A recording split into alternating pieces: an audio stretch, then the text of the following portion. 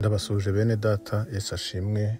Uwiteka abaha umugisha gukomeza kubana natwe mu ijambo ry'Imana. Nishimiye rero kongera kubagezaho ijambo ry'Imana uyu munsi. Nkaba nifuza ko twaganira ku kintu cyitwa kugira ubuhamya. Kugira ubuhamya waba uriho cyangwa se kugira ubuhamya waba utakiriho. Kugira ubuhamya, umukristo ubundi muzima yakagombye kugira ubuhamya. Hari igihe bigorana cyane, akenshi rwose tujya tubibona turimo twagiye gusezera ku nshuti, ku bavandimwe. Hari ahantu ugera rwose ukabona abantu bari kuremekanya ubuhamya bw'umuntu bari gusezeraho. Kumva rwose bati yari umuntu mwiza, yakundaga abantu. Kumva birekeye aho, ugashakisha ikintu bavuga gifatika uwo muntu yaba yarakoze bamwibukiraho, ukakibura. Yewe ndetse hari n'aho ugera ukumva barimo barajujura, kumva bamwe bati turamukize, kumva umuntu nta buhamya bwiza yari afite. Ibyo rero ntago bikwiye ku muntu w'Imana, ntago bikwiye ku mukristo, ntago bikwiye ku wakijijwe yagakwiye kugira ubuhamya. Ubuhamya rero nta handi buva ku mbuto wera, buva ku byo wakoze, buva ku kiraneza wagiriye bagenzi bawe bene so, buva mbese ku byo wakoze byiza.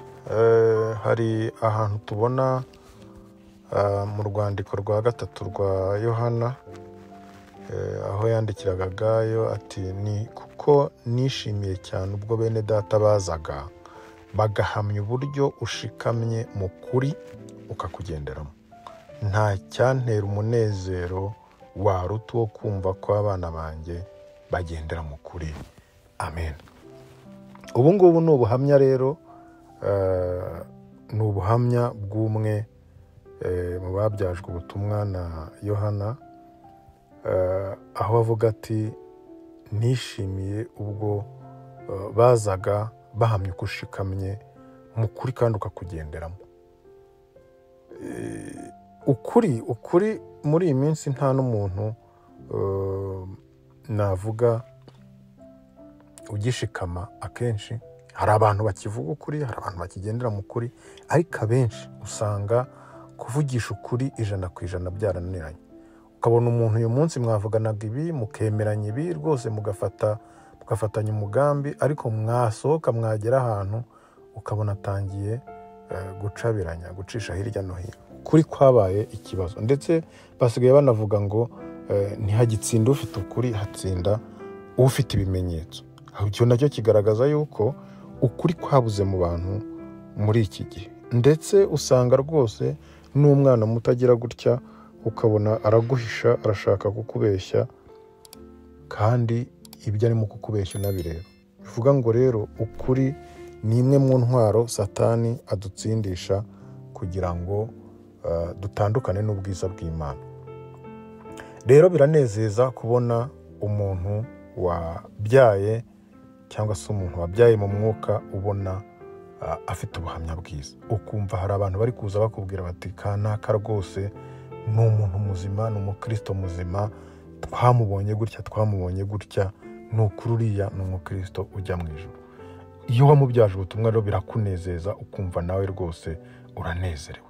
Ngaho mbwira rero noneho ugiye ukumva barimo barakubwira abantu bawe, abakristo babyaje ubutumwa, ko bitwara nabi, ko nta kuri bagira, ko nta mirimo, ko ntaki, wumve akababaro wagira. Niyo mpamvu rero bene data dukwiye kwera imbuto kugira ngo twebwe ubwacu tugire imirimo izaduherekeza, kugira ngo twebwe ubwacu tuzaraga ubugingo ariko dufite n'imirimo myiza dusize izaduherekeza.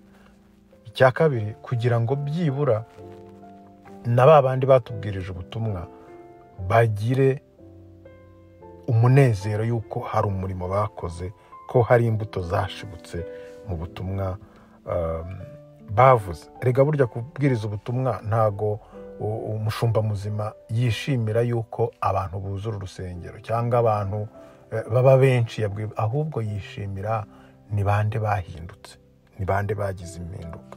Icyo ni cyo cyakagombye kwishimirwa. Rero kugira ubuhamya ni ikintu cy'ingenzi mu buzima bw'umukristo, akaba ariyo mpamvu rwose mbasaba kugira ngo muhamye Kristo mu ijambo, muhamye Kristo mu butumwa, ariko mugerageze mu muhamye no mu bikorwa mukora bigaragare yuko koko ari imirimo myiza y'umuntu w'umukristo. Ikiruta ibindi kandi, reka tugendere mu byo tuvuga, hanyuma ibyo tuvuga byose tugendere mu kuri, kubera yuko nta kintu Imana ikunda kurusha umuntu uvugisha ukuri, kubera yuko iranatubwira ngo tugomba gusenga mu kuri ndetse no mu mwuka.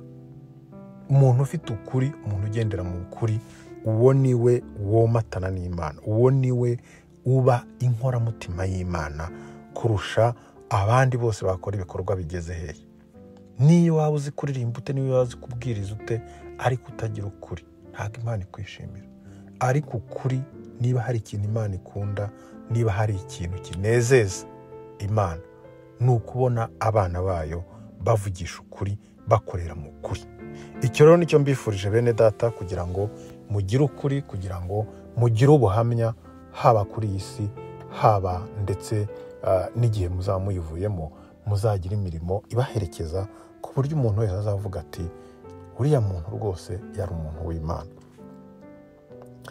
Murakoze rero, reka mukomeze mukande subscribe. Wowe utaragera kuri uyu muyoboro, kora subscribe, kandi ubutumwa niba bugufashije ukoreshe n'abandi bubagereho, hanyuma nabo bagira impinduka mu buzima.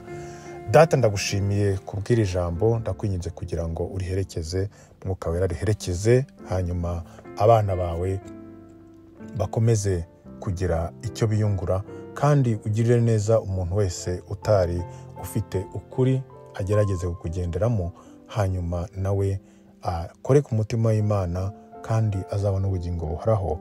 Mu izina rya Yesu Kristo umwami wacu, n'undi musabiye. Amen.